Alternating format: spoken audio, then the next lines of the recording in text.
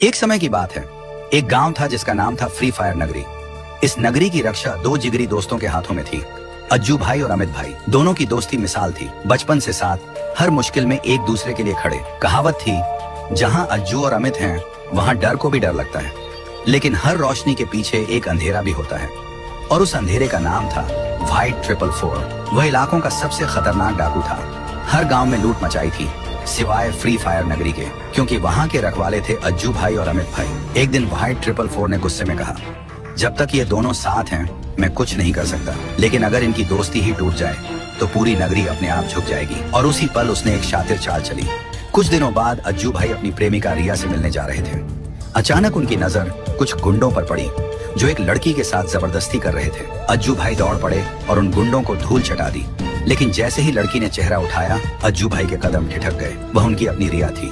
गुस्से और हैरानी से भरे अज्जू भाई ने एक गुंडे की कॉलर पकड़ ली और गरज उठे, किसने भेजा तुम्हें? बोल। गुंडा कांपते हुए बोला, अमित भाई ने। अज्जू भाई सन्न रह गए। दिल में सवालों का तूफान उठ गया। गुंडे भाग निकले। अज्जू भाई गुस्से में घर लौटे और अमित भाई से बोले, क्यों किया तूने मेरे साथ ये धोखा? मेरी रिया पर तेरे गुंडे। अमित भाई हैरान रह गए। क्या बोल रहा है तू?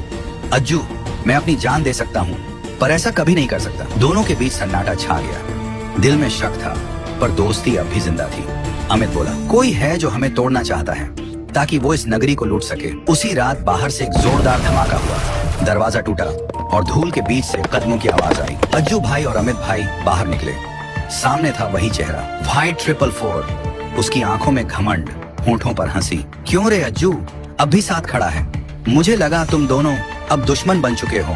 अज्जू ने तलवार उठाई और बोला, हमारे बीच गलतफहमी आई थी, पर तू भूल गया, हमारे बीच भरोसा कभी नहीं टूटा। अमित बोला, अब खेल खत्म। व्हाइट अगले ही पल गोलियों की गूंज और तलवारों की चमक छा गई और व्हाइट 444 और उनके साथी ढेर हो गए। उस दिन के बाद फ्री फायर नगरी में ना चोरी हुई ना डर, क्योंकि लोग फिर से कहने लगे, जहां अज्जू और अमित हैं वहां डर को भी डर लगता है।